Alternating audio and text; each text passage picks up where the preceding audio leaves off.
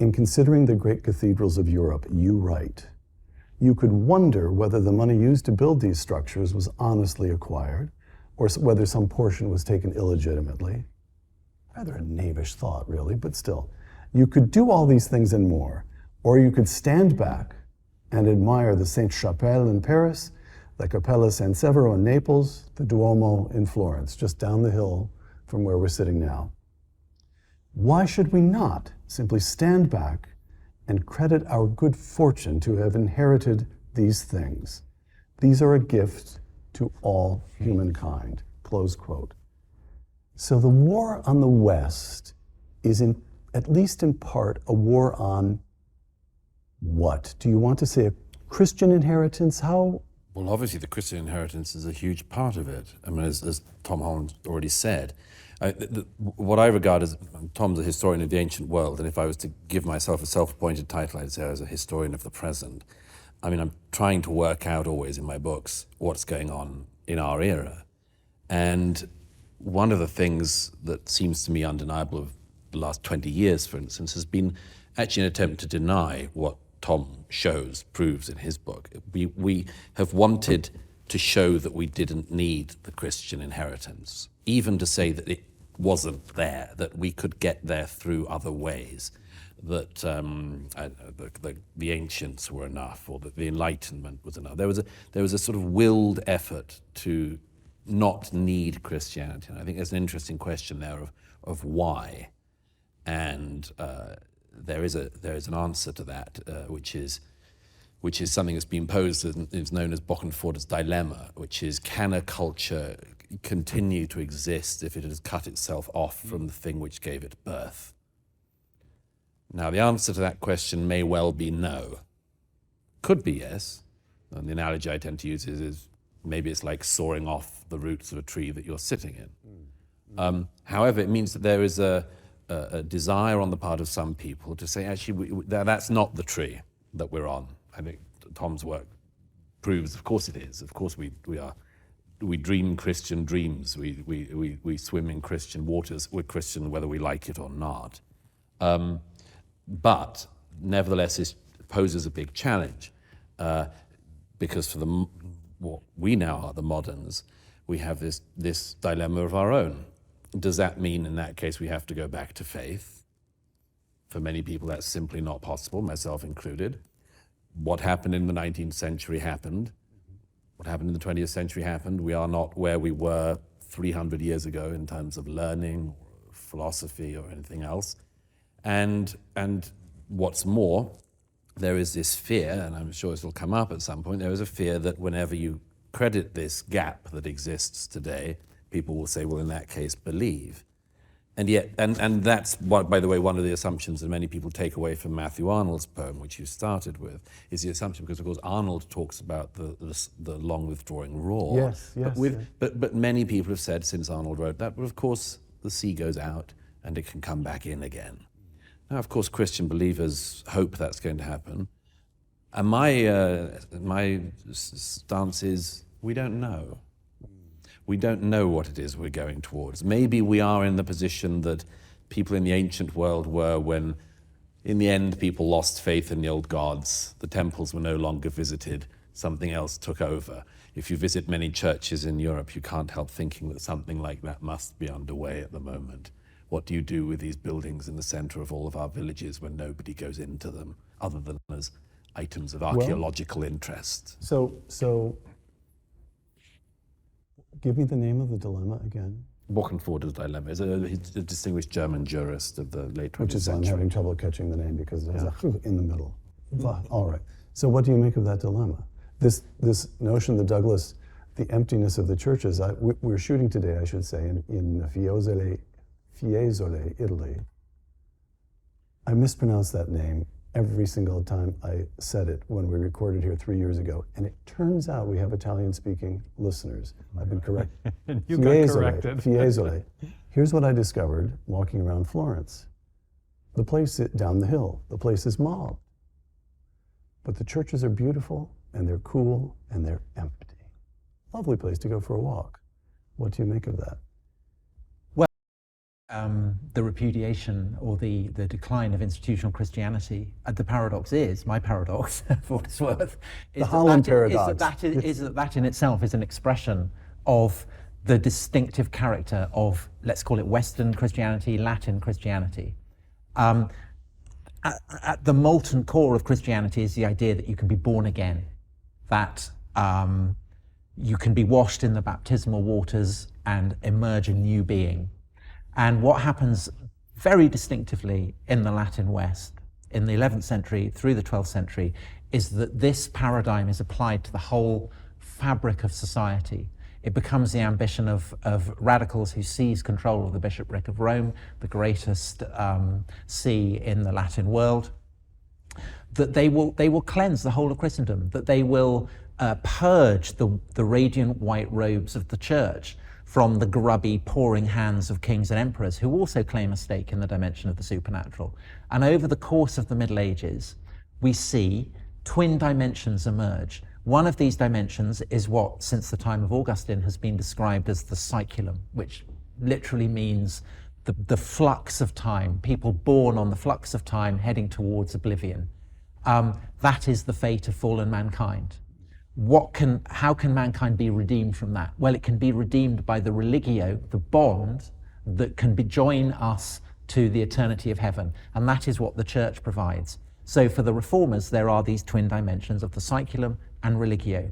And over the course of the Middle Ages and then into the Reformation and into the modern period, this emerges to become idea of the secular and then of there being something called religion. But what happens in the Middle Ages is that the kind of the larva of that initial rebellion, that initial process of reformatio, of reformation, calcifies. And the rebels of one age become the elites of another. And this generates the revulsion, Luther's revulsion, Calvin's revulsion, that generates the Reformation. And in the Reformation, you see what early Christians had done towards the Roman world, the tearing down of idolatry, the banishing of superstition. Only now it is the Roman Church that is seen as something to be torn down. That is a kind of abiding Christian impulse. Moving into the Enlightenment, into the French Revolution, the Russian Revolution, you see exactly these same instincts, only now it's not just the Roman Church that is the target of this repudiation. It's the whole fabric of Christianity. But the instinct, the paradox, say, of the French Revolution is that when the revolutionaries are tearing down the privileges and the fabric of the churches. Renaming Notre Dame, what was it, a Temple of Justice? Temple of Reason. Temple of Reason, right. Yeah. They're doing it for deeply, deeply Christian reasons. And that's why, I said at the beginning of this, that there is, I think, a kind of inherent trend within Christianity that moves towards atheism, because, even before Christianity, the impulse of the Hebrew prophets is to condemn the gods of the Egyptians or the Babylonians as so much stock or stone, and to tell people that there is no divine manifest in springs or on the top of hills. The reformers are doing that in the Reformation. Materialist scientists now are doing that. The process of banishing the super, of desacralizing the world, is an incredibly Christian one. Surely we have, I say surely as if I'm sure of this. I'm not. René Girard would draw the distinction between Christianity proper and hyper-Christianity, which seizes upon, and this was Girard's, the point you just made, as far as I understand it, was extremely close to, if not exactly the same point that René Girard was making, which is that hyper-Christianity is actually quite dangerous. There's a notion of egalitarianism in Christianity. The communists take that value and blow it up and lose the sense of proportion, lose the larger context of values. It becomes a secularized form of religion that has so Douglas no writes in The constraints. War of the West, as Christianity has withdrawn, so one new religion in particular has found its way into the cultural mainstream. It is the new religion of anti-racism. With other grand narratives collapsed, the religion of anti-racism fills people with purpose and a sense of meaning.